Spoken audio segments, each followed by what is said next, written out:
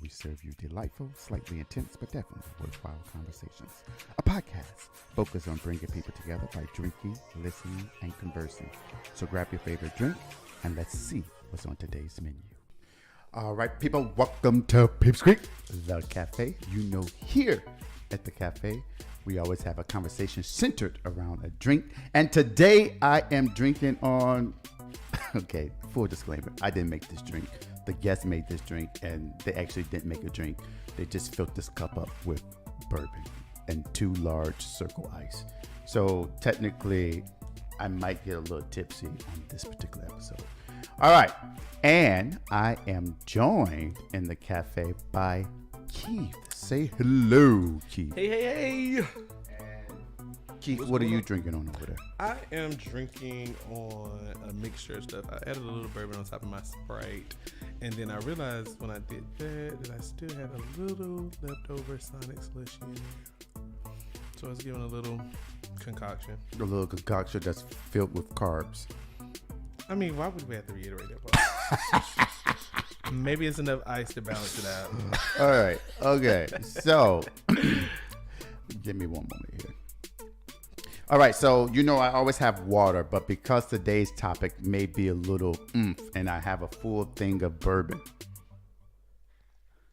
I have my big bottle of water today. Okay, so we are on episode 82. Episode 82 is entitled Untangling the Entanglements. Let me repeat that again for those of you who might not have heard me. Untangling the Entanglements. Okay, Keith, are you ready? I stay ready, so I ain't got to get ready. All right, so technically this is, you swear you listen to the podcast regularly. I do. You do, because you be sending me messages and all that about episodes. So you do listen to the podcast I'm regularly. waiting on my VIP subscription to the Patreon. But this is the first time you've actually been on the podcast. Right.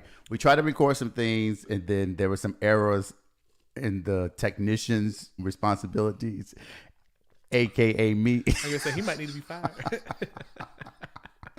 But this is the first time that you have graced the particular podcast, so I appreciate you being here. So let's talk a little bit about how we met. We've known each other since about maybe 2018, 2017. When was it? Somewhere around there. Yeah, it was.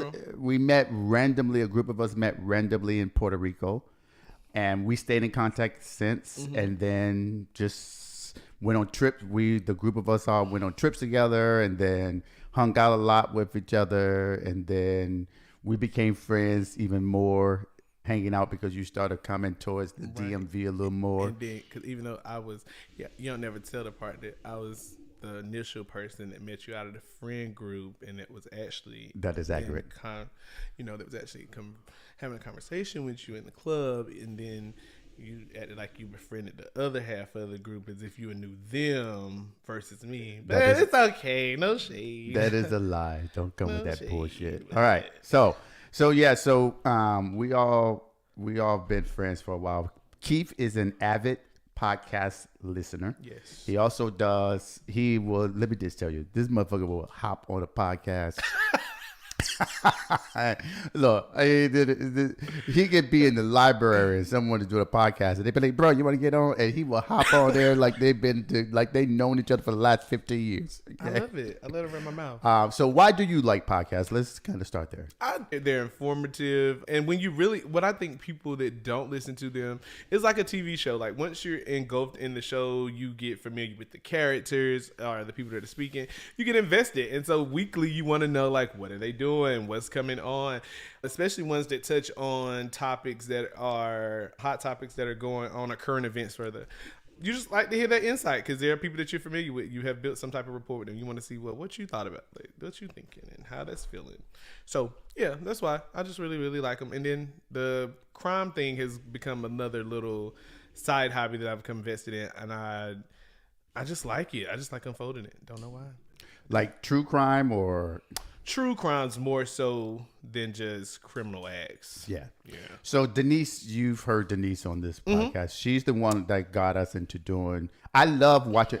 Watch true crime all day, every day. Right. But I never really thought about talking about it. And then she is the one who started us doing true crime episodes because, and I would say this, when we started doing the true crime, that's when we started getting the most communication from people. Like they would send me information, and like it was pretty good. Like I remember one particular episode I did.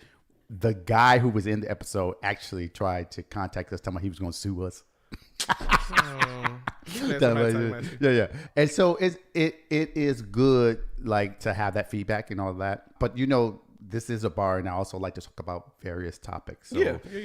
I switch it up every once in a while. So so I appreciate you actually listening, A. But B, I also appreciate you being here to kind of partake in the process. And what do you think about the environment that you're in? I love it. I love the setup, especially the new enhancements and things that you added. I'm all for growth in any way, whether that be in just your day-to-day life or just being you changing a couch in the living room. It's change. I like it. So yeah, I'm enjoying it. Hopefully we can get a show, because I didn't get into watching the true crimes until you started talking about you and Denise were doing it, because most of the ones most of the ones that I was listening to were unfamiliar stories that I didn't know anyway. So I didn't even think to go and look up the shows for them until you start saying, well, this is on TV. And so I was like, oh, okay. So now I even like watching them too after, but I really like to watch them after the people talk about them, unfortunately, because I just kind of like to have like a little insight about it. So hopefully we'll find one that we all have watched and want to expound on. We could do it. Not that I'm promoting anybody to go kill somebody, so we have something to talk about. But if you do, make sure you do it with a big watcher. Okay. So let's move to the topic, untangling entanglements. So for those of you who knew anything about the whole Jada Pickett, what's his name? The guy Spiral? August Alsina. Santino. What's his name? August Alsina. Oh, August Alsina. And so the whole entanglement thing. So this, I think the concept of entanglement transcends various types of relationships, right? It could be friendships, it could be personal relationships, it could be intimate relationships, it could be professional relationships. So what we're going to do is we're going to talk a little bit about you first and your little entanglements. So as we kind of highlighted initially, there was kind of a larger friend group, I think, right? Yeah. And the friend group kind of dwindled down for whatever reason. Yeah. But I don't want to overstep my boundaries and see what you're comfortable talking about, because I do believe in respecting people's boundaries, particularly with what they want to talk about. Right. But I will push, and you know that. So yeah. So I will let you kind of take us off on the entanglement of the friendship group. Okay, so yeah, like you said, we all had a similar group that we all met in. I have been a part of that friend group for, almost 20 years. Yeah, 20 years. And yeah, like it just, to me, it was one of those things. Let me interject. Sorry. Go ahead. This ain't just a friend group. When I tell you this motherfucker on this other side was a ride or die to the point, like, you can't say shit about these other people. Like, he is going to be there standing up, even if he know they wrong. He's the type of motherfucker that would be standing up, ready to fight, knowing that he's fighting for a bullshit ass reason. But he was the type of ride or die friend that's going to be there, and then he'll talk to you later, like, bitch, you know you fucked up. You have us fighting for no reason. Like, that is kind of how he was with this group. Go ahead. Sorry. Yeah, that's me as a person. That's me when I'm ride or die with you. And so yeah, like that's why I really never saw us ever like not being in a friend group, never falling out. I couldn't even think of anything that would tear us apart. It's almost like family. Like it was just stuck together like glue. But as we've gotten older, it was just boundaries that were crossed that I just could not see any recovery from. And people like to, I guess, say that, I don't know, like everybody's different. I just can't see any recovery from it. Out of the friend group, I we were all very attractive, are very attractive. I ain't gonna say are, were. We are a very attractive group, each person in their own unique way. So it was always going to be somebody that was trying to talk to one of us or trying to talk to all of us. And that was a common thing. Like, nobody gave two fucks about that. But the deal breaker would have been like, of course you wouldn't talk to or encounter somebody else's partner that was in the group or something like that. Like, that would be like, why would you do that? Mm-hmm. And so I guess that was the part that really, I think, destroyed me more so than anything, because it was like a betrayal that it's like I felt like I could tell you what they would do and say whether I was in the room or not in the room. It was like a true form of integrity. Like, I knew that, no, it's just certain stuff that you can't even tell me this person said, or you can't even tell me this person did that. And you just couldn't, because I just knew that. I just felt like I knew the group so well. But lo and behold, you don't know everybody, and you don't know what everybody would do. Just because you don't do it, don't mean another bitch won't. So clearly, I was blindsided, shocked, and was ready to fight. And I still kind of walk around with a like on site kind of mentality. I don't know if I'm quite how I'm gonna handle that yet. But how long ago? So y'all were friends for about 20 years, you say? Yes. And how long has it been that the breakup occurred? It's been now a year and a half. Yeah, about a year and a half. And how do you feel about the breakup? It's still devastating to me. It's still like you really lost a friend group. Like, it's still really devastating to me, because in your adult age, you just don't encounter a lot of friends the same way. Meeting new people, trusting them, just comes differently the older that you get. And it's not as easy to call people friend the older that you get, because you've also usually had enough bullshit to go on that you can call it so quickly that you don't even give it time or space to actually authentically happen. Mm-hmm. So I have been like, shocked that it's happened, but with it happening, it did show me what true friendship really is all about. I have always presented myself friendly. I always knew that was one of the key components with having friends. I've never even had a problem with making friends or people wanting to be close to me. I've never had a problem doing that because of how I made people feel. Because let me make me fool.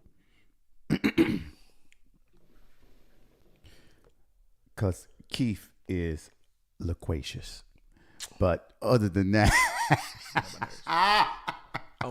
Keith is loquacious. All right. Go ahead. But I've never had that problem. So like, now that we are not friends, like, yeah, like, because I still wish them the best, and I authentically am kind of sad that I'm not along the journey of some of the best parts of life. Like, we've had great times over the 20 years, but it's even better when you become adults with friends, like to watch people grow, to see people go through hard times and still conquer and come out on top of it. Like, to be in the trenches with somebody and then see the light at the end of the tunnel, to me, is like the real hoorah of the friendship. And so, yeah, I'm still a little torn. Okay, I'm gonna push you a little bit so because the people will be listening like, what the fuck is he talking about? Okay, I'm gonna push you. You tell me how far you want to go. So what was kind of the deal breaker of the friendship for you that caused you to get to this point? So my longest running relationship of about 8 years or so, intimate relationship, was interrupted by my closest friend proposing to sleep with my significant other. Yeah. And actually attempting to just go through with it, and then trying to hide behind it to make me look like I was crazy, when I had all along kind of had suspected, like, initially, even when I first started talking to the person, they, my friends never really liked them. They thought it was an age gap. They didn't really like how the person acted. They just didn't care. Like, everything that you could say negative about the person was pretty much what it was. Yeah, I'm a witness. It was almost 5 years. It was almost 5 years in before it was even a warm up to the person. And I would even be guilty of, like, not even bringing the person around, or still trying to bridge the gap of holding on to your friends, and sometimes not supporting your partner to the strongest point because I valued my friendships that well and I felt that they would do the same for me. And this alone just like took me by storm. Like, it really, really shocked me to know that I'm giving my best and I'm doing my best and you still fuck me over. And then fuck me over with something as minuscule as trying to even sleep with or even propose any type of sexual acts with the person that I've been in a long-term relationship with. Like, I just couldn't understand why that would be somebody on your radar when you've spoken so negatively about them the whole time I've been in a relationship. They're not attractive. They're nobody that you would like to talk to. You just can't understand why I talk to them. Like, it was just a down spiral of all these negative things, and yet you underlyingly still envied something that I had and wanted it. And that was still so shocking to me. Like, I just could not, because I guess when you're just not a jealous hearted person, or you don't measure yourself up to other people, it's just like you don't even look at things in that realm. So, but did you think it was jealousy, or is it more so just don't give a fuck? Because and the reason I asked that question is that those are two different things, right? Mm-hmm. Me being jealous of something that you have, right? Mm-hmm.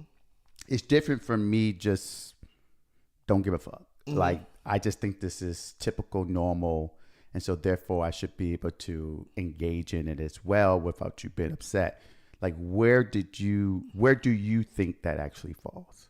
I think it's a little bit of both. Like, looking at the situation on the outside in now, because I was always given praise for, since I hang out with you, that makes me more comfortable in my own skin. I'm not so, cautious of what people have to say about me, or being outgoing, outspoken, not giving the whole mentality of not giving a fuck almost came from me helping you develop that not give a fuck. Now, you having somebody that don't give a fuck and they turn it maliciously is not, I won't take part in saying that I had that, but just giving the comfortability of being able to walk in your own authentic shoes and be okay with it. I think that's initially what started. So what made me lean back to the jealousy part of that was after you've now been given the ability to not give a fuck, and you are kind of like curious of what the other person has, or you envy a little bit of what they have, because you still know that for somebody to teach you something is mean they've already kind of conquered it and they live this. This is who they are. Mm-hmm. You are still trying to go through it to figure out if you can uphold to this, what you're trying to do or be. So let me make sure I understand. When you say that, I'm gonna parrot back what I think I heard you say. At one point, you indicated that you kind of, what I understood is that you kind of gave, your energy kind of gave individuals the desire to be more open and like having this mentality of I can be who I am. Mm-hmm. Is that what I understand? Yes. Yes. Right. And you're talking about the friends. Yes. Okay.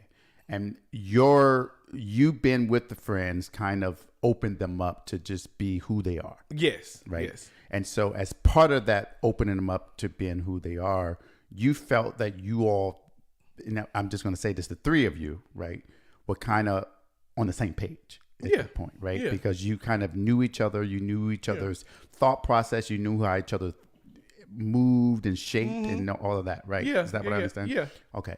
And let me ask this question then, because you are an individual who is going through counseling, right? Mm-hmm. Who has gone through counseling. Mm-hmm. Do you know whether or not any of the two have gone through counseling? No. All right. Now, do you think, I know that there was a breakdown, but given the fact that people can change, do you think there's a possibility that you all can rekindle this by having an adult conversation about the boundaries that was crossed and potentially come to a place where you can be in the same room with each other without there being tension? Oh, yeah. Yeah. Okay. And is that something that you're interested in doing? I mean, it's at this point, I mean, I'm not pressed, but I'm not opposed. Like, I know we can definitely be in the same room at the same time. I mean, we will be in the same room at the same time on numerous occasions. Because like, you all have similar friends. Right. We have similar friends. Shit. got class reunions. Like, I mean, it's different. It's so many different things that will clubs, parties, people. Like, it's definitely times that we will cross paths, and it's no bad blood. Like, I mean, it's just, is there no bad blood? I'm not the bad. Because you just said I'm gonna push you a little bit. Mm-hmm. Because you said earlier, you know, I still might fuck him up on site. No, I'm really not gonna do that. All right. I'm really not gonna do that. That was just me playing. Okay. No, I'm really not, because at the end of the day, it's like, to do that. It would gain nothing, because I know what I authentically bring when I come into the room. So when you don't have me, like, that was your loss. Mm-hmm. So I totally understand. I know that. Like, I know what I bring to the table. Like, mm-hmm. I know the energy that I have. I know that. Like, it's because it's who I am. It's not me putting on the front. It's not me trying to boost or brag. Like, no, I know I'm a great friend to have in your corner. I know that I bring light to a lot of people's life when I encounter them. I know that, because mm-hmm. it's my goal. It's my words of affirmation that I speak over myself before I walk out the door. So mm-hmm. I know what I'm authentically giving to somebody mm-hmm. when I enter their life. And so when you decide to put me out, then I mean, that's on you, because I can count on one hand how many people I've ever fell out with in my mm-hmm. entire life. Like, one hand. Yes, I just don't follow I've people. known you since 2018, 2017. I don't think we've ever had had an altercation, ever had a disagreement. And you the most peculiar bitch I know. And wait, what? The most peculiar bitch I know. Why? Because you are. Like, I mean, it's not that you're peculiar. You're just you're peculiar. But you walk in your own little lane, and it's almost like sometimes bitches ain't walking in your lane. You can almost be like, well, get on my side of the road. Why you ain't on that? Why you not on my side? Bitch, I want to walk on the side. And you'll feel like, but why are you not on this side? It's almost as if you can be, I'm not going to say intimidating. I guess it depends on who you are. I'm not intimidated by you, because I know that your goal is not to make somebody feel inferior. Mm-hmm. But if you are strong-minded about what you have going on for yourself, mm-hmm. it's just hard to be deterred. And I think some people don't know how to take that when being in somebody's presence that is just driven to have a certain outcome on life in general. Like, that's mm-hmm. just like, they have a tunnel vision to it. They're kind of traditionalist with it. They are routine. Mm-hmm. Like, people like that sometimes can cause others that are coming into their lives to not understand where they fit. Mm-hmm. So mm-hmm. I guess I wasn't trying to figure out where I fit. I was just like, you cool, I'm cool, and if we dwell, then we will. And that's what it was. It was no expectations really on it. It just naturally happened. Mm-hmm. And I think once you could gather that too, that it wasn't, I ain't want nothing from you, didn't care. You know, I just really authentically wanted to get to know you. And I feel like we got closer even after the fallout of my friends, because of, I think sometimes I thought the friendship was causing like a little, I won't say a wedge, but I guess you had authentically got to see me and then see my dynamics in the group, my dynamics outside of the group. Mm-hmm. And I think you were more so questioning, like, I don't understand how y'all are so close because y'all are so different. Mm-hmm. And not just different. So I am a firm believer that people with differences can have fun, mm-hmm. right? Mm-hmm. And this is no shade to any of them, right? Mm-hmm. That full disclaimer, I'm not close to them. Like, one of them I don't follow at all, no communication. One of them I still do, right? Mm-hmm. Because for me, in my head, we didn't have an issue. Now, I think that there are certain things that this person should have done that they did not do, to be just to sit in your integrity. Like, for me, I'm big on sitting in your integrity, mm-hmm. right? And so I felt that maybe there were just some inauthentic aspects about certain folks that I didn't understand, grasp, because I didn't hang out as much with you all. Like, you all, there was a group that was always together because y'all live in the same state, yes. right? So y'all always together, right? Mm-hmm. And I would come in, I would go. And for me, I said this on my first Journey episode of the Journey, where I'm talking about introspection. I always try to move authentic about who I am. And I'm always try to be genuine with my interactions with people. And I am who I am, right? I know I'm odd sometimes. I know that I am conservative to some, right? But I stand true to who I am. Yeah. And I'm not going to move that because people say X, Y, and Z, right? But I always thought because I was authentic that folks would be authentic to me. But little did I know, folks were talking behind my back like I was shit on the street. Same here. Yeah, same here. I didn't know that, right? And I didn't expect that. And I mean, it bothered me initially, but then I came to the conclusion, well, if they talk about these people around me, then obviously they're talking about me too. Right. But I really didn't think that. Like, I really did not think that as a friend group. I felt like just because somebody's talking about, because the two don't always have to be, just because somebody's talking about somebody else doesn't off the gate mean that they're talking about you. Because I didn't do that. So I don't put anything on nobody that I don't do. My closest friends, I don't talk about my closest friends negatively outside of them, so I would expect the same, like, because I don't do that. Right. Now, would that mean I'm going to talk about somebody? No, but because I will. But my friends, no, they're on a different level of discussion. And I'm definitely not discussing them without them being present with another party. Like, that's just not what we're doing. And so even things like that, like, I did not know, but after the fallout, and then like noticing that out of the friend group, the two people that fell from the friend group of everybody collectively and them being removed and everybody else still being together, like, it's almost like, wow, like, I guess I was blindsided. I really was, because I had no idea of anything, and everybody had so much to share. And it was shocking. It was definitely shocking. The whole ordeal has been an eye-opening moment. It has been a roller coaster. Like, that's why I was like, counseling is amazing. It has been an emotional roller coaster from the incident actually occurring all the way up until now. Like, I mean, it's an ongoing process because constantly life is life and things are happening, and you just have to deal with the cards that you're being dealt. But that doesn't mean that you receive them well. It's just that you're having to play the game. And I am, like I said, I'm not happy with the total outcome, but I'm not questioning why it happened, because sometimes, I mean, I think things happen for a reason. And if it was just, you know, to even bring our other side of friends closer, I'm fine with that. Like, I'm still happy with the relationships that I have. They are definitely eye-opening, and I know that I have a good foundation. So I'm not really, you know, bad about it, because I don't question when things happen like that, when people are removed from your life. And here's what I would say is that having the fallout of the friend group has taught me some valuable lessons, right? Is that sometimes people tend to want to pull strings when there's a large group. Right. And here's what I'm saying with that is that people think that they are the reason why this group exists. And it's amazing how you find out that people have connections that they didn't even know they had at the time. Right.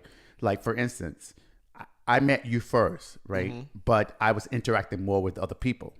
Right. But here we are, right? And here we continue to have these communications. And even, like, I'm going to say his name, Chester, right? We talk all the time, right? And it's a genuine conversation. And I don't feel like anything that he would do or say is to harm me, right? Right. And it was just an amazing experience to see the beauty of that come out. Right. And I would say, at least for one of the people, I don't know, it's not that I'm sad, but I feel bad that we can't continue our conversations or our interactions with each other, right? Because of another person. Right. Right? Because I don't need to like everyone. No. Right? I could be cordial and respectful, but I don't need to like everyone And yeah, it's just, I don't know. Yeah, it is. It sucks. It does. Because we've had some great times. Yeah, yes, trips, we had really, really great times. Even if we ain't go nowhere, just to all be able to have a kickback at somebody's house, right. make something to eat, and just play sit around, cards, and just smoke hookah, right. talk about bullshit. Yes, it was fun. Yeah. It was really fun just to have those moments, like. Just carefree fun. That's fun. Like you can't put a price tag on that. Like, yeah. And so yeah, you definitely would miss that. But I am still gracious that I still can have those moments with my circle that I have now, and that they are with the group of people that they're supposed to be with. Because the people that I have now have my best interests at heart. Like one of the hardest moments that I had to go through this year was the loss of my mom, and to have friends that like authentically like cry with me, felt for me, like supported me, and still yet are, is amazing. Like, I mean, I have one friend, me and her have been friends since the 7th grade, and like the detective. Yeah. My friend gonna look out. Like, what thing she gonna do? Look, she was in Puerto Rico giving me the 3rd degree, and I'm like, chick, I don't even know you. My friend and you know how like I am, like I don't a recluse, like I don't. So, right, and her thing is like I always tell her she has the best questions when talking. Like even when I'm speaking to her about anything, she's like, "Would you say this? You say that?" And I was like, "Girl, no, that ain't crossed my mind." That's good though. Yeah. Like I mean, she can really make a person open up, and like she just having random conversation. It's not even. Yeah. It's just she's an inquisitive person, but it's so naturally done because it's who she is that it doesn't even feel intrusive. Yeah. And like just simple stuff, like she had commented the other day just to share with me that she has a plant that is thriving and growing so nice, and she was like, she named the plant after my mom, and she was like, she's just thriving and growing, and I was like, oh my God, like I'm just in tears. But like to have somebody that is your friend that just does things like that. Those are people that genuinely like just love you so unconditionally. I have another friend that has to ride by the burial plot where my mom is buried at I think about twice a month or so.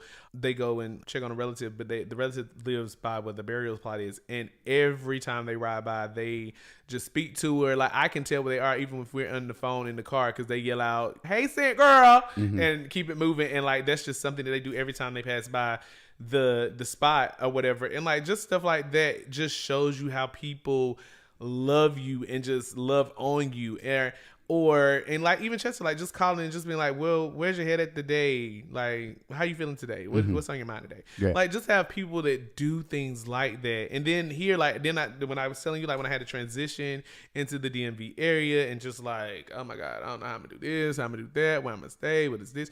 Like, and for you to be like, well, I mean, this is where I stay. I don't know how complete it is to where you got to get to, but to get on your feet, whatever you need to do. Right, because you were here like you were living here. And they pay no rent. I mean, well, ain't pay a dime. Bitch, I was in here cooking and cleaning. After I done got off work, don't cook, don't clean. But I was up here like.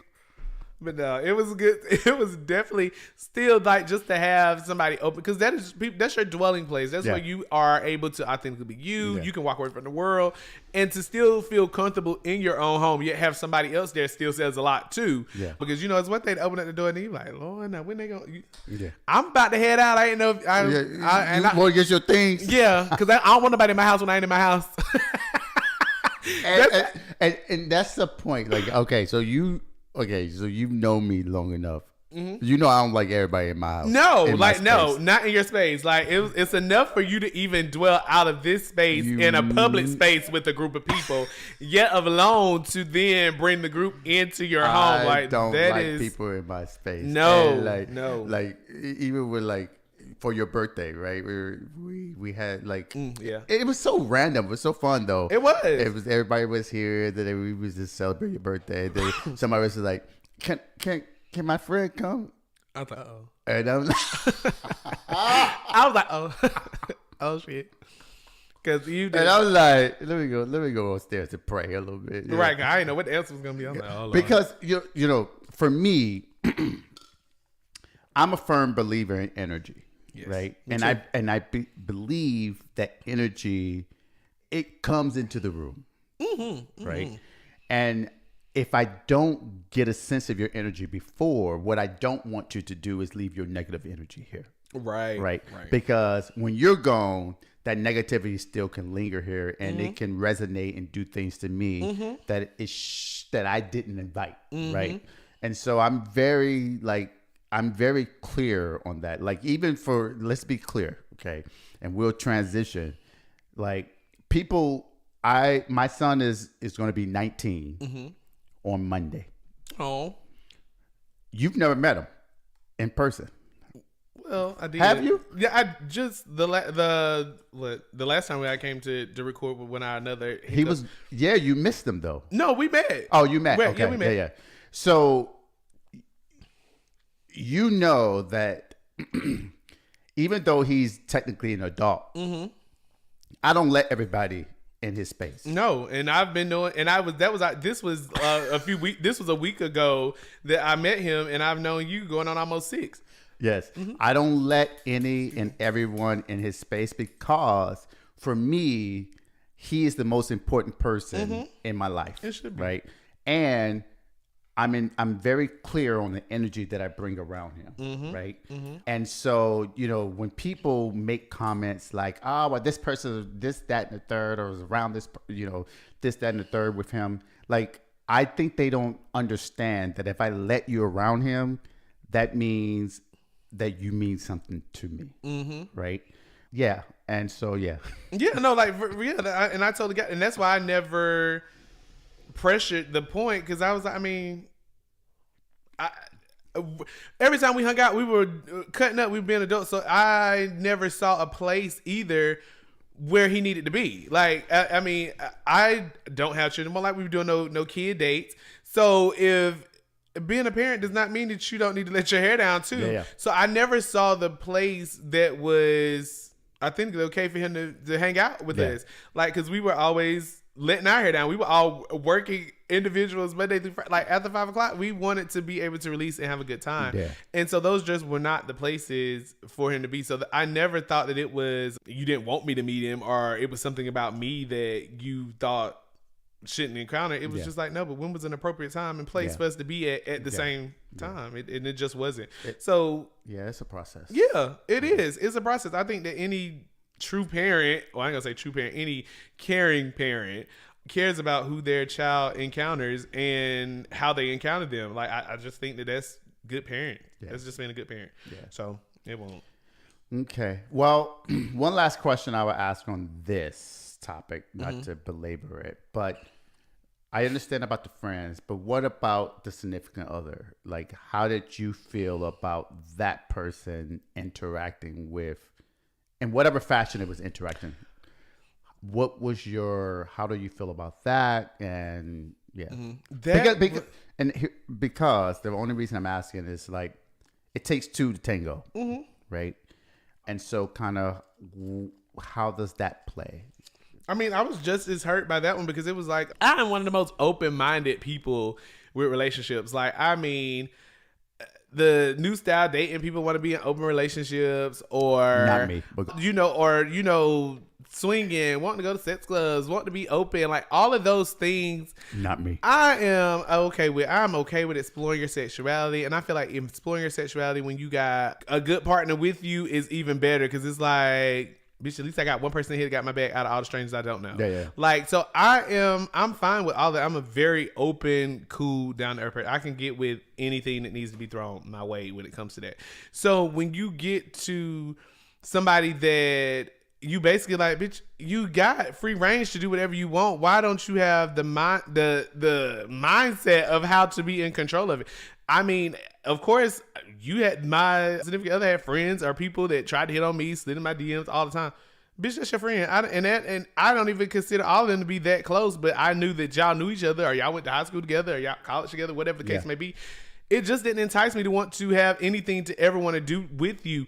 before or after, because it's just too many people out here that I don't have to interact with somebody that has already like, that's just not my thing. I think that's messy. I think it's a very distasteful, because there's too many people out here. Like, it is enough people that you do not have to be inside the same circle talking to people. It's already bad enough that somebody's always going to know someone anyway, just off of how small the world has become of the day in social media.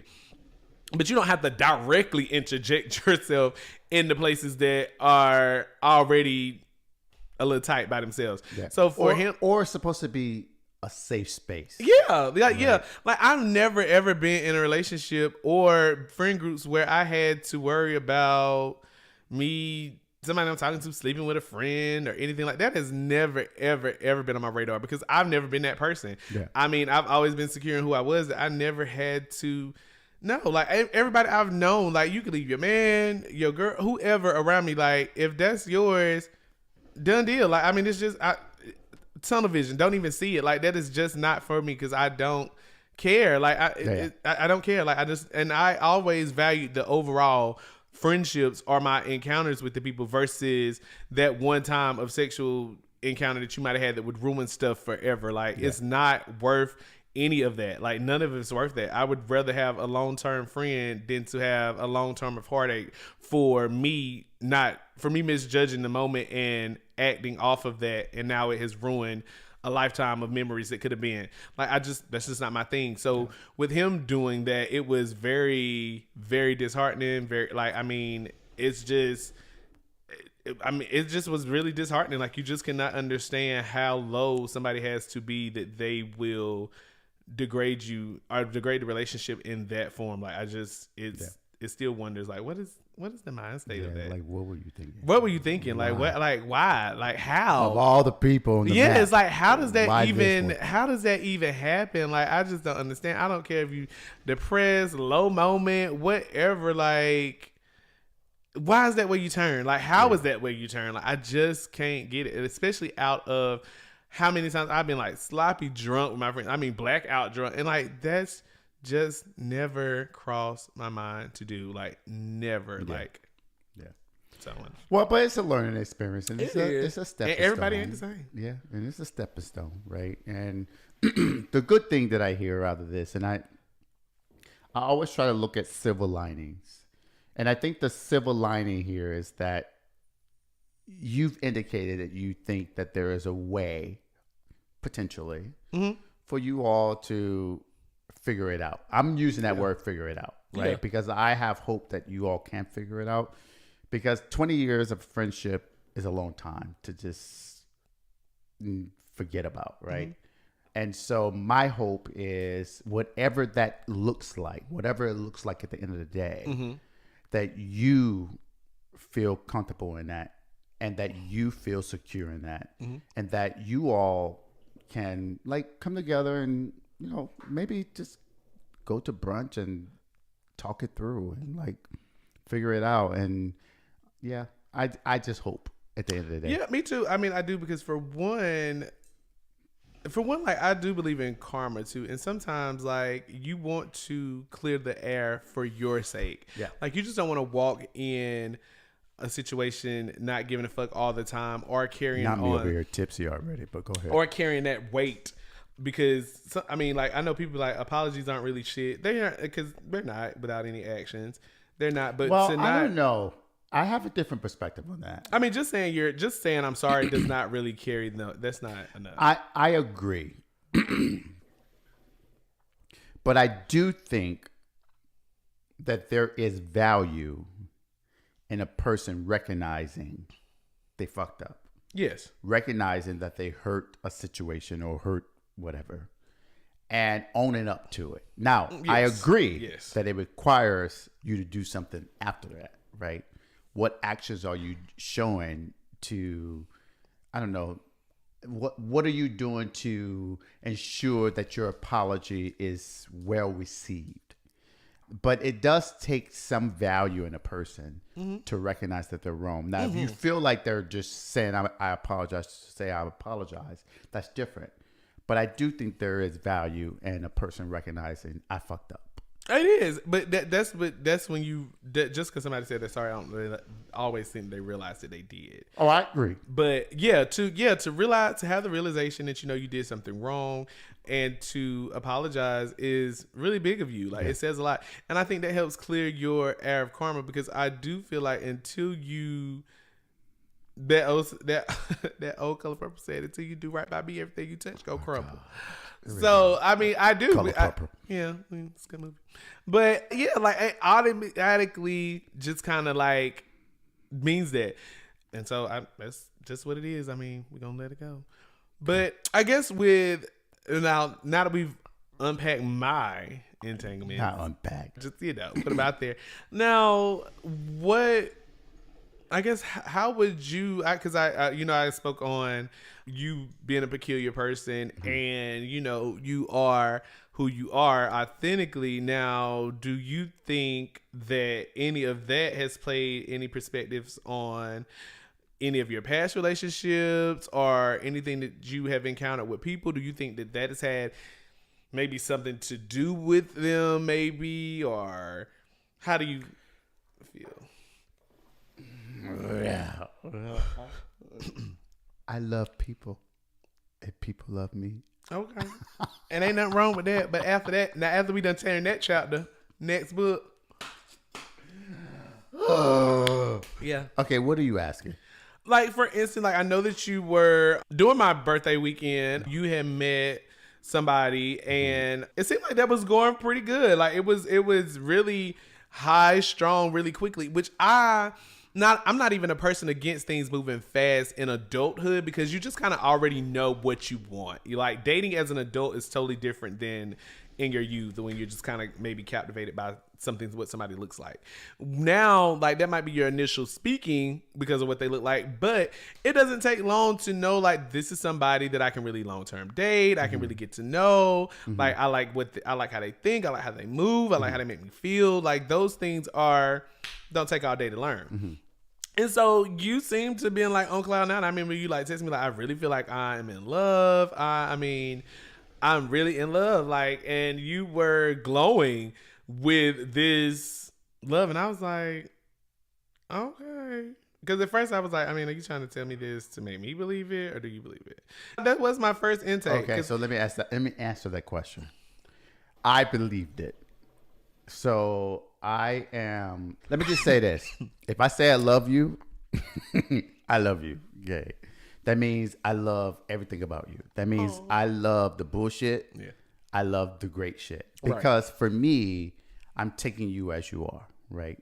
And I'm a firm believer that when individuals are saying that they're getting into a relationship, that means that I'm attempting to understand who you are. You're attempting to understand who I am.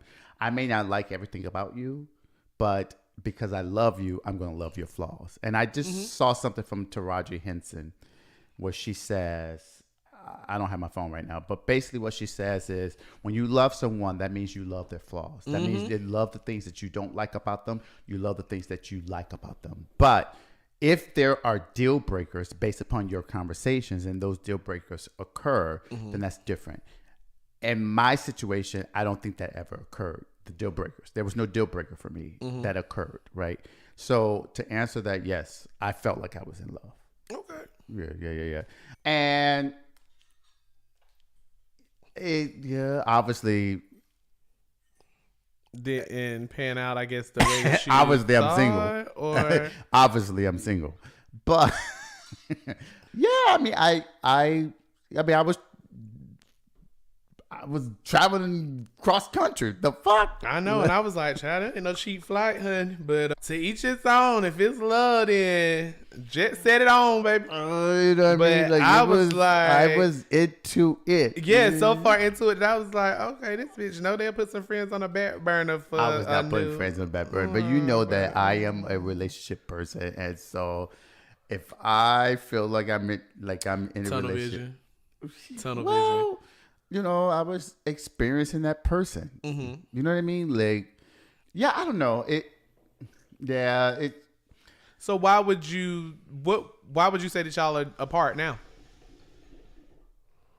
let me say this. If it was me, my choice, we would not be apart. Okay. Why are we apart? I only can tell you what the person told me. Mm-hmm. Okay. Which I still don't really understand. But what did they say? I guess because I didn't. There's so many different things. Like there was like I didn't hold emotional space, or like I wasn't supporting like the things they wanted to do, and it was toxic because we were getting arguments when we were drunk about certain things. Now, mind you,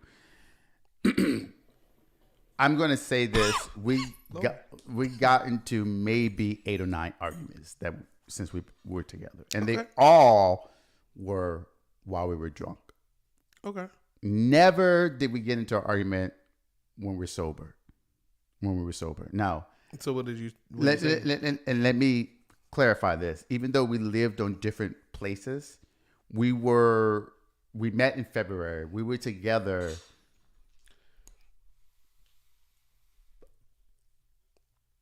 a great deal of that time. Like either I was there, the person was here. I was there, the person was here, and we never had arguments or disagreements sober, right? Right. And so, like, some of the things, let me just say, some of the things were like, oh, well, I felt like you didn't trust me because there was, how should I say this? Like it need to be said. Okay, all right. So let me just say this. I don't pretend that people don't have past. Oh, yeah, you should. I don't pretend that people haven't interacted with people. Mm-hmm. Right? Now, for me, I am the type of person that I'm not a believer that I have to be friends with people who I've interacted with all the time. Right. And it's not a common place for me that people I interacted with are going to be my friend. And so the person I'm bringing into this should be accepting of that. Right. Now, it's not that I'm not accepting of it. It's that I should know about it. Okay. Mm-hmm. So if I'm interacting with someone, for instance, let's say, I go out with someone I'm dating and it's someone I'm interacting with, I'm going to let the person I know that I'm dating that, oh, well, this person and I, we did this. Because what I'm doing is I'm giving that person the choice to decide how they want to move in that situation. Right. Not after the fact. Right. And so there's been times, for instance, we went to Seattle and wanted to meet one of the friends, blah, blah, blah. Had a great time. Loved the friend. Partied, had a great time.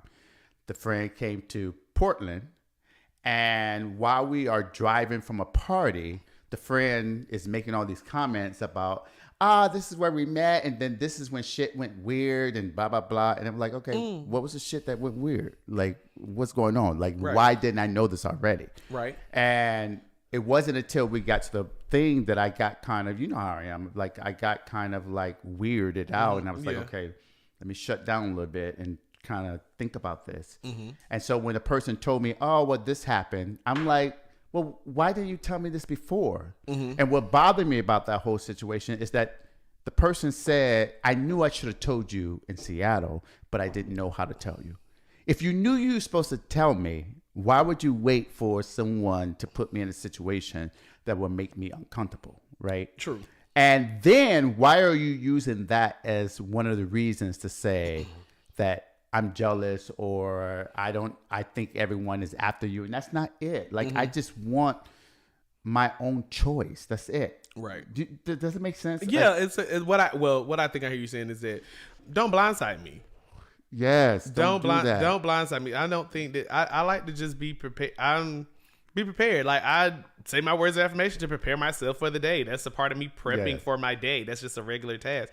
Like, it's the same that you should be doing when interacting with somebody. When you're in a new relationship, you're getting to know each other. I mean, I almost don't feel like there's no such thing as oversharing at that stage. Like, and I know some people try to, but I think they try to think of the outcome before they actually say what they need to say. Mm-hmm. And I think that they will slow walk through a process thinking that might help the delivery or change the outcome of how I feel. But That's not always the case. That sometimes that usually makes it worse.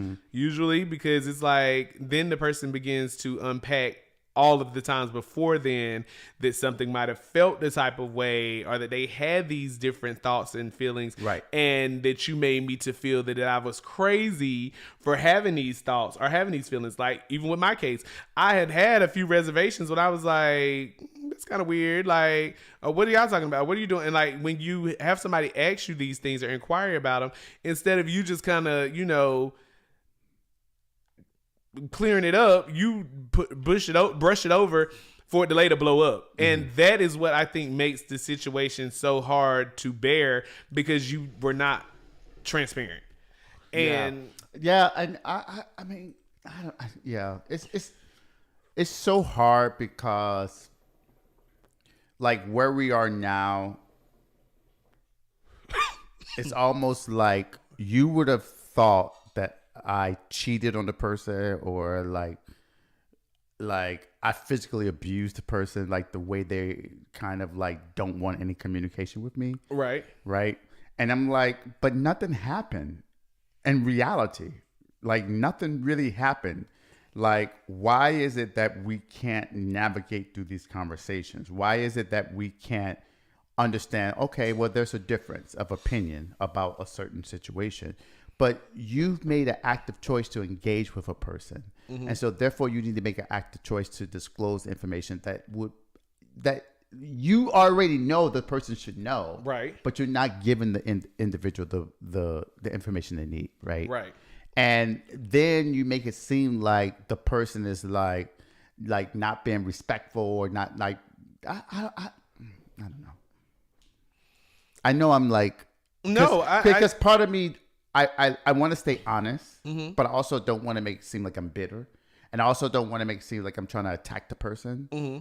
And but I don't, go ahead. right. And I don't think it's coming. Well, I don't think it's coming off that way because you are always entitled to show emotions about anything. It's what you do with the emotions that cause the problem. It's okay to be angry. It's okay to be upset. It's okay to cry. All those things are okay.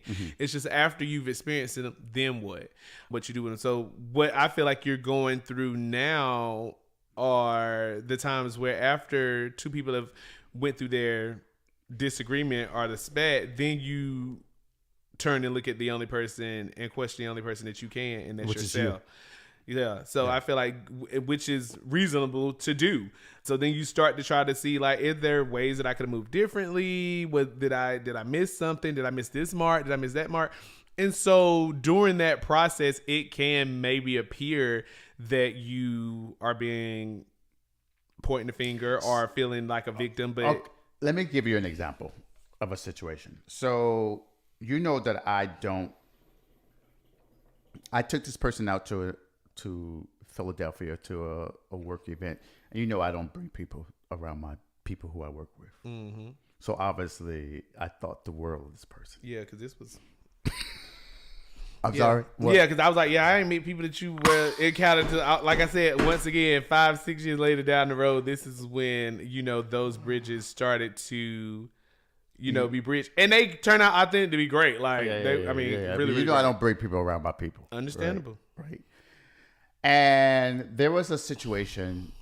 It was a Friday, and we were going to go out and meet some of the folks. Now, also I'm very private, so I don't just like let everybody into my space. And so I said to the person, I said, look, I wanted the person to meet two particular people because these are the people who I fuck with at my job, right? And they know me, they love me, and they want to see me happy. And I said, these are the people I want you to meet. They're out, and I don't really fuck with everyone that they're out with. But because I don't really know how they move, if we go there and I don't introduce you, don't take it personal. It's just that they don't need to know because they're not important to me. The people who you need to meet, you're going to meet, right? Yeah. Oh my God, that turned into a whole argument to like, you're taking away my, what was it? You're taking away essentially taking away my ability or whatever. And literally the whole day was fucked up. Like we didn't go out at all, right? The person was so pissed off And I'm like, and I sat there and I literally sat there for 30 minutes and I said, I didn't do anything wrong. Like, I'm telling you that it's not that I don't want to introduce you. I don't think these people need to know anything about us because they're not important to me, right? These are just people who I have to rub shoulders with because I have to, but they don't need to be in my personal space, energy, and all of that. And I said, I also don't want to place you in a predicament where you feel uncomfortable. Right. And so in my head, I'm thinking I'm protecting the person I'm with, right? Versus just throwing them out to the wolves, right? And that, yeah, it's just like totally that was a Friday. Total Friday gone. Just we ended up just standing in the room, the hotel room, the entire night. And the next morning it was like all these apologies, blah blah blah blah blah blah. And then it was almost as if I was supposed to just be like, okay, you apologize, move on. Right. But if I did that, right, you get to harbor on to all these other things that we've already discussed. And I don't know, I just felt cheated, if that makes sense. Yeah, because it was like I went into this thinking that I was giving good intentions and having your best interest at heart, and for whatever reason you spun it. And I get, how some people think, the worst, but I mean, I hate to say it, but that's really a personal thing that you have to work through. Like, even as adults and moving forward in relationships, everybody has a past. You've encountered people that have did X, Y, and Z. But if you haven't properly healed from situations, then you don't need to make yourself available to be dating and invoking that energy into somebody else until you fully completed healing on your own. Because people have this mentality where like, well, I think you don't want me to meet nobody because it's probably somebody that you done fucked in the group and you don't want them to know who I am. Yeah, but I don't think I don't think they thought that at all. Well, I mean, if it wasn't that you thought it was some type of encounter before, then I don't understand how it would have raised any flag. Because that should have been the only thing that raised the flag. Like, you maybe not introducing somebody because you have an interest for someone else, or you don't want me to appear to be more significant, or the other. Like, I just, other than that, I can't see how that would cause you to have an attitude before. After you've already let the person know, I think the only thing that should have caused any discomfort would have been the follow-up after we went out, and you gave me this disclaimer, you felt like I was like exactly bullshitting. Yes, right. You gave me this disclaimer before, and then your disclaimer didn't really add up to what the night had become. Right now we have a discussion that needs to be had, but you're basically preparing me prior to leaving and let me know what's going on, which now my guards are up to just be at full alert because you now made me aware of something. And if it plays out like it was supposed to play out, then that should be another line through why you are closer to this person, why they can be trusted, why they have given me the reasons for why I'm with them. Pretty much should have been the outcome of that, not just totally discarded. Because at that point, you still really don't know if this person is legitimately who they say they are, and that the situation was what it was supposed to be, because you never got to actually go on to it. But that's a issue that as an individual you have to work through that, because there's really nothing that you could have did besides not gave any disclaimer and then showed up. And to me, then that's more deceitful than anything, because if you're moving differently than when I've ever seen you move before with a different group of people, I'm still going to have my guard up now, trying to figure out, well, why did you blindside me? Like, why you got me here? Or why are you acting different? Or what is this? Like, if I have to keep asking that beforehand, I always want to be prepared for anything that I'm walking into. Let me make the decisions on what is going on. But, of course, debrief me or whatever. Yeah. I don't think there was anything that you could have did, but I mean, that was the right thing after the person has revealed how they feel, to still go back and check yourself to be like, okay, well, did I handle that the wrong way? Was there something that I might have could have changed or did? I mean, but it wasn't. It wasn't. I did that multiple times, and I would say, as I said before, it's just not me just being an asshole. I didn't do anything wrong in that situation. In my head, first of all, you're here because you know why you're here. You're here because I'm doing something with my organization.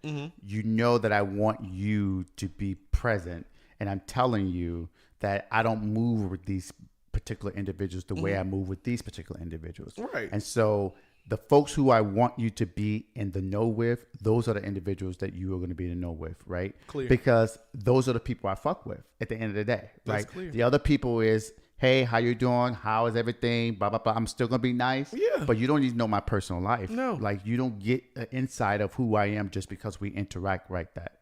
And then, like, there was, like, this situation, like, when I was in Portland, and we went to a concert, and then after the fact, there was this friend. Now, I say friend loosely because the person I was dating was saying they're not really that close, but okay, whatever.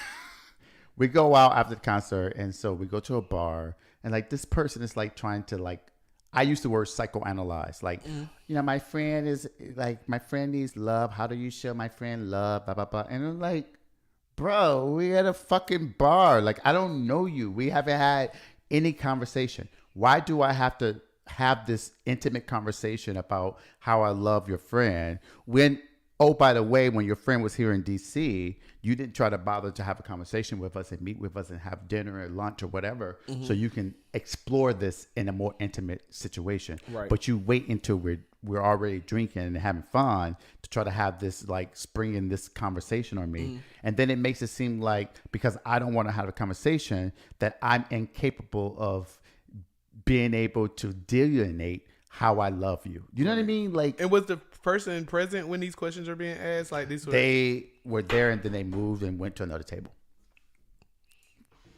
Oh, as if almost like it was like a setup kind of thing? Well, that's why I was wondering, was it a setup? Because I mean, at the time I didn't think so. Yeah. Looking back, Yeah. it feels that way. But I also know the person, right? I think they left because they knew it was uncomfortable and didn't know how to interject. Well, I mean, that's once again problematic because I mean, if you are the mutual party, it's always that's what you have to do as a mutual party. If you bring somebody somewhere and you're the person that knew everything about both, you have to be there if times get a little trouble or to interject. Like, I mean, that's what you're there for because the other two people don't know each other. So you're supposed to be the bridge. Right. And I mean, it's and then that person contacts the person I was dating the next day. I didn't know this until some time after. It's like, oh, he's not right for you. He has all these, he needs to go through counseling. And I'm like, first of all, where's your psychiatrist degree? Right. Counseling. Where's your certificate? Something. And first of all, why you diagnosing people? Exactly. When did I ask you for help? Right. To analyze and diagnose me. Right. Exactly. Like where does that come into play? Right. Like, you know what I mean? Right. I don't know. It was just like it's just so many different things. And then the other thing that really pissed me off is like this last time I was there, they kind of treated me like shit. It's fine, whatever. But one thing the person said was like, you make it seem like it's so important to meet Davion, but all these other people met Davion, my son. Mm-hmm. And that really triggered me, right? Mm-hmm. And it triggered me because you did not appreciate that I brought you into something that was sacred to me, right? And you don't understand that I don't just bring anyone around him. Mm-hmm. If I'm dating you, he needs to meet you because my son has my best interest at heart. Right. Right. And so those are two different things. Like just because other people I dated met him doesn't mean that I'm just bringing anyone around him. Mm-mm. You know what I mean? No, it's levels to it. I got to see. And like, especially now looking at the fact that it didn't work. It's not there. Why would I have involved him in that matter? And I didn't know, like I know things are going well, but you also have to be, all eyes in looking at the whole picture. Yeah. Like sometimes you can be a little, so in love that you don't, but you have to look at the whole picture. And that wasn't the time and the place. Like it wasn't.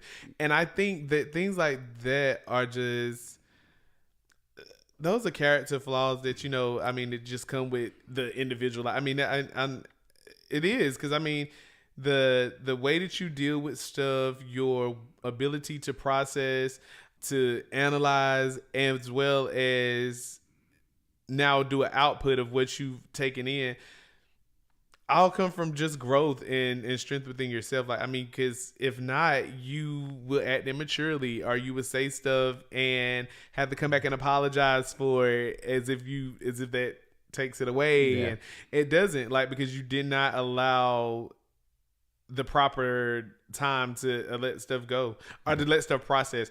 And it's a time and a place for everything. Like, Yeah. I do believe that. And for as much as y'all were seeing each other, like, I just think that a lot of that stuff should have been self-explanatory too, if it were meant to be. But every relationship is not meant to be. Sometimes you have to take away why you encounter people, what they were there in that purpose for your life at that time for you to learn and grow. I know that you did say that you had started doing therapy and you hadn't did that before. Yep. And if that could have been just the main purpose of this person coming into your life, some people are there. I don't want to give too much credit to that person. Well, no, I'm not saying they're not the reason. Yeah, no. They said that, and they're not the reason. Yeah, and I'm not saying that they're the reason why you're going. I'm saying that people come into your life for a reason, a season, and a lifetime. Yeah. And even if this was supposed to be a journey that you needed to take in order to prepare you for further things in life, then so it be. Like, that's what it is, and that's okay. That was what you were supposed to gain from it. Let it go. And if it's meant to be, it'll always trickle itself back around if it's supposed to. Well, right, and because it might, we haven't communicated, so it's probably not. Like, but the good outcome of that could be the better of you. It's always you needing to be on point at all times anyway, because if you're not emotionally available, or you're not able to understand yourself, then how can you allowing yourself to get ready to date somebody if you're not there? And then, like, I know you listened to the last episode, but I talked about a little bit about the emotional space piece, and this person used that a lot. And now that I've been journaling and going through counseling, it made me realize that all of that was bullshit. And here's why I'm going to say it. And you know, I might get in trouble, but it's fine, whatever. It's that I've been doing this. Let me say this. So this person indicated, well, you know that I want to find things that make me creative, blah blah blah, and you weren't supporting. So I've been doing this podcast since 2018. Mm-hmm. Right? Yep, same time I started. I have never asked any of my friends to do anything for my podcast. Have I ever asked you? Nope. Have I ever asked you to post anything? Nope. Have I ever asked you to like support, do this? Never. Right? Because I don't believe in putting my shit on other people. I've never asked. Never. I may ask, people to come on, but I've never asked you to do anything about it. Ever. And even when you didn't ask somebody to come on, you get up and do it by yourself. By myself. Exactly. I've always done that. And so this person wanted creativity, and they was like, I always want to do social media. So I was like, hey, I suck at social media. Why don't you just do it and fucking take it how you want to do it and use it and be creative and use that to parlay into something else you want to do, right? Exactly. And so that became, the person was like, yeah, that's great. Then that became, the only reason you really want to support it is because it benefits you. And I'm like, no, that's not it. Like, this is something that you said you want a creative outlet. You've indicated that you want to do social media. Do it. Like, use this. If it doesn't work, it doesn't work.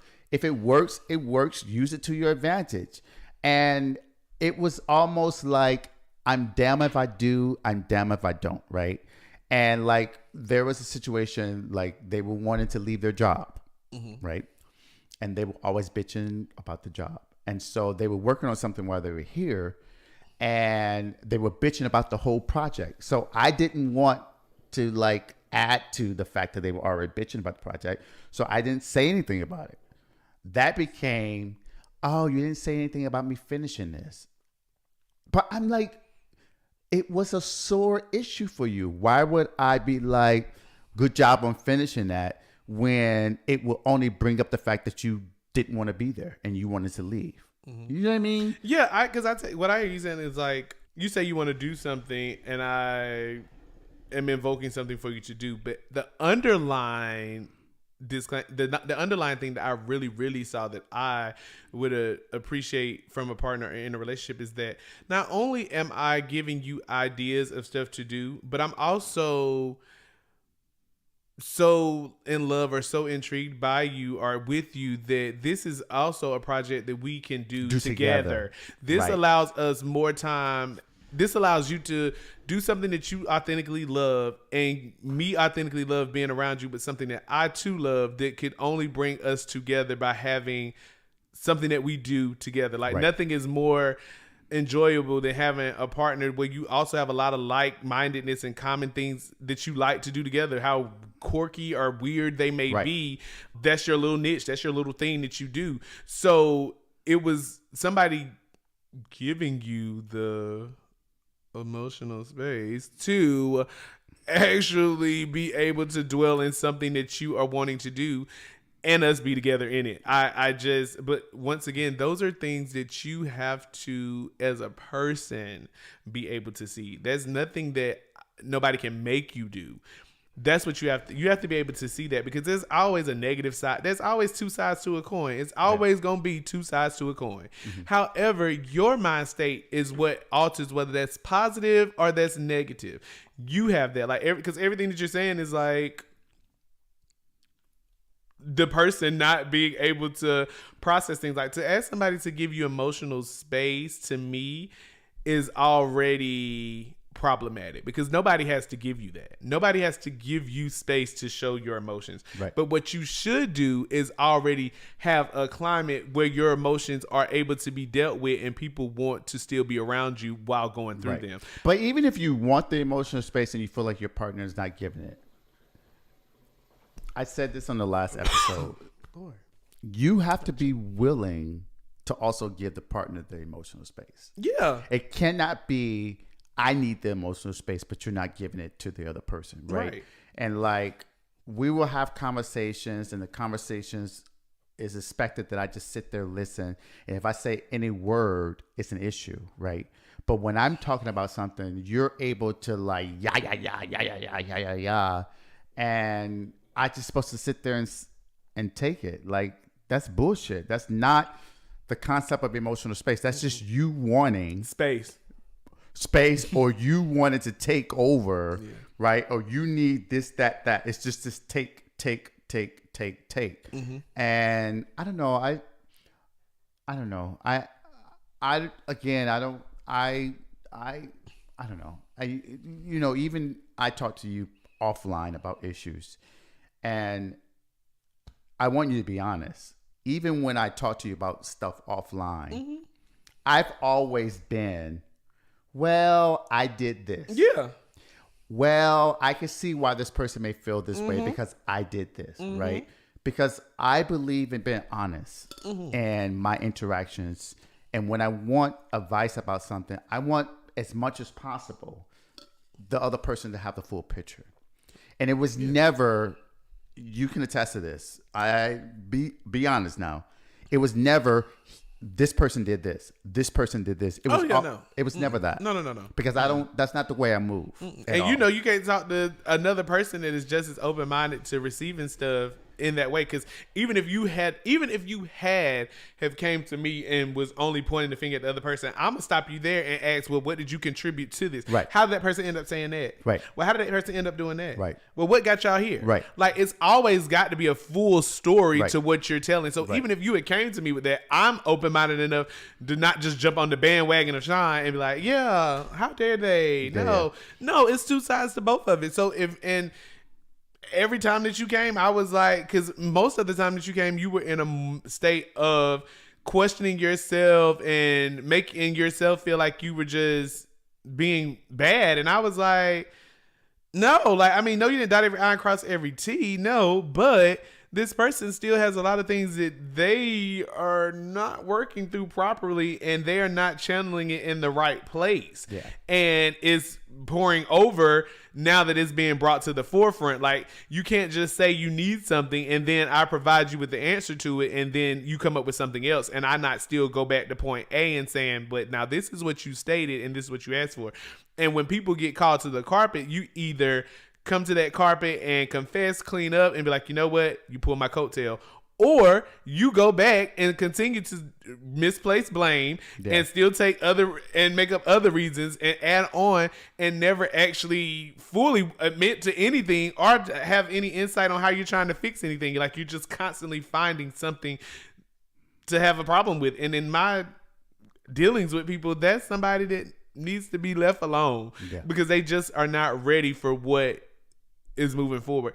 And it might have been like that you just are a little bit too mature in your thinking, that the person is just not to that level of life yet. They just haven't gotten it. And again, that's okay.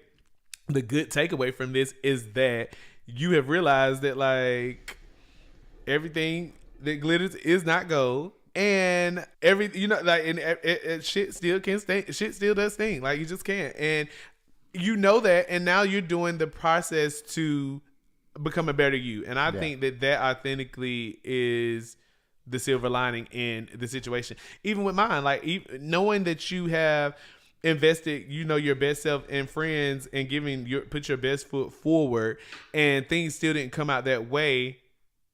What else can you do differently? What else can be brought to the table? And if it's just alone you seeing that true, if even a bad situation, and just seeing the truth in others makes you know how you need to operate and move forward, that alone that's okay. That is okay. It's a process. It's a process. It's always going to be one. But as long as you, I just hate that. Yeah, I just hate that. The outcome, like, that it had to be all of this. And it's not just the outcome. I just hate that I had so much admiration for this person, and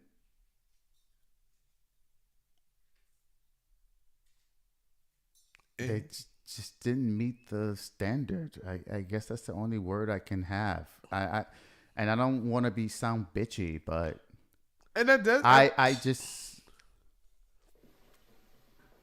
I respected the person so much that I expected so much more from the person, and this where we are. And I don't know what else to say about that, if that makes sense. It's nothing else that you can say. It's basically but the expectancies that you had were not of your own. I think that's what really changes the dynamics.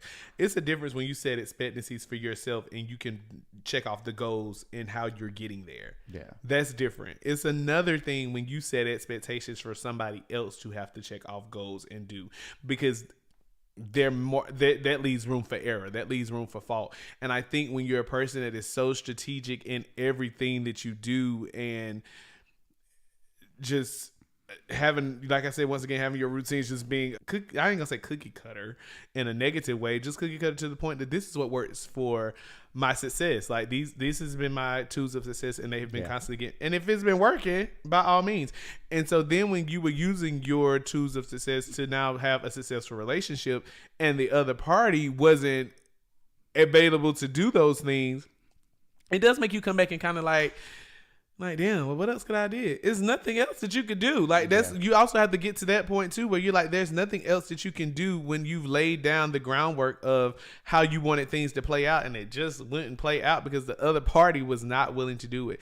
I think it's a hard pill to swallow, because it still can be looked at as if, like, maybe you failed yourself, but that's when you have to be a little more optimistic with your thinking and see that it's not a matter of me failing myself. It's a matter of change that had to be done in order for my next level of success. I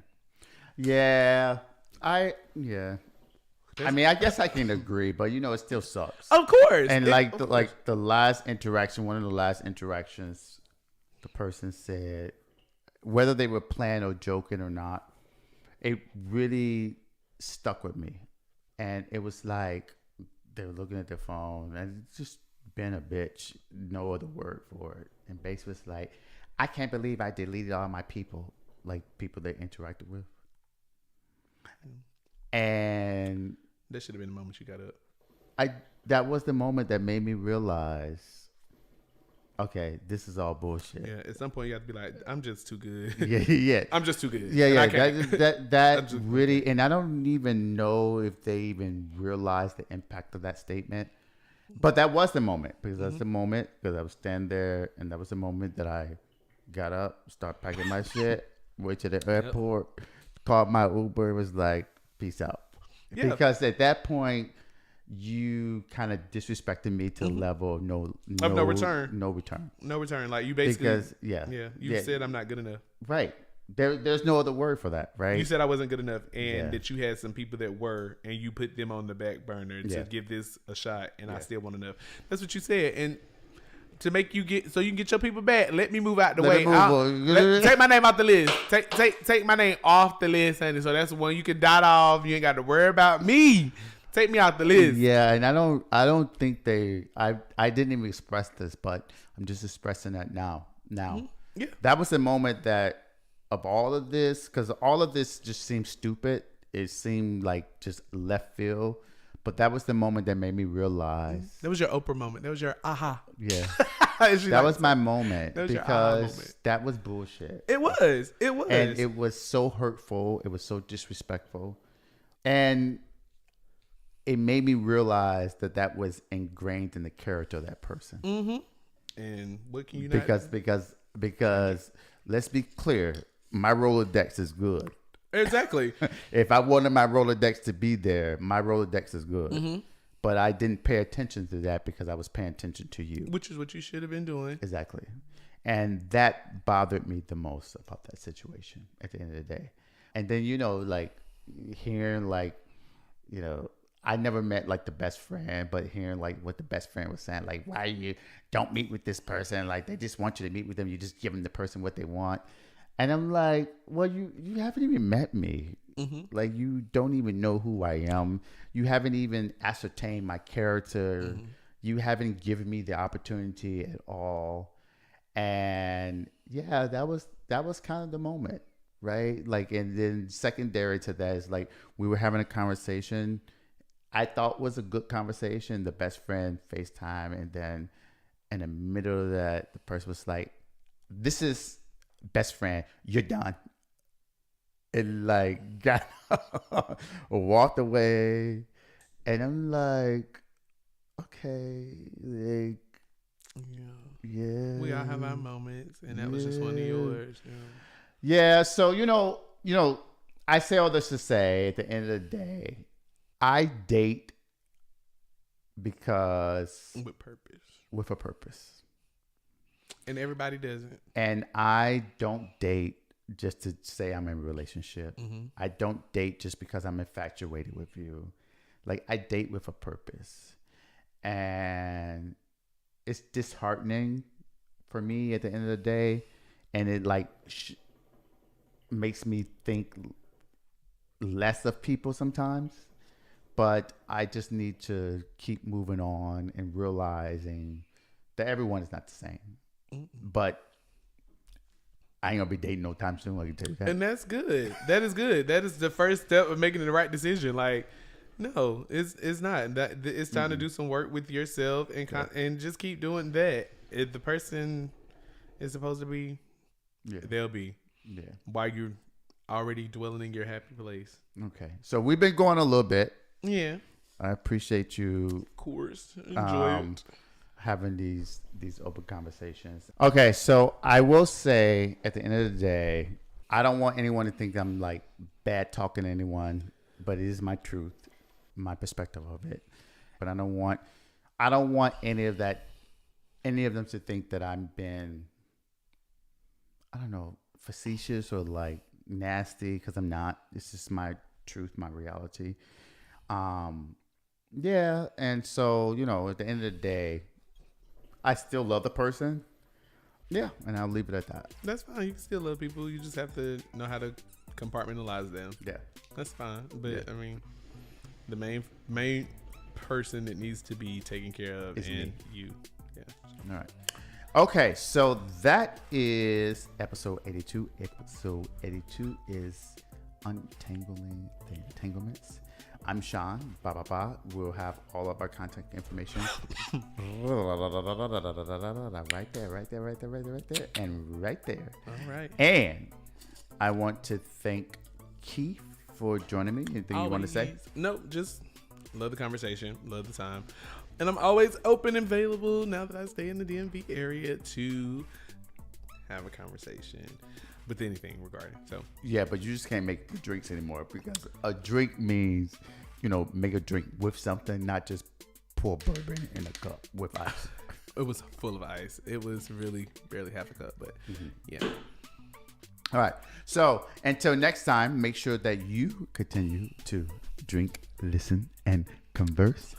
Peace and love.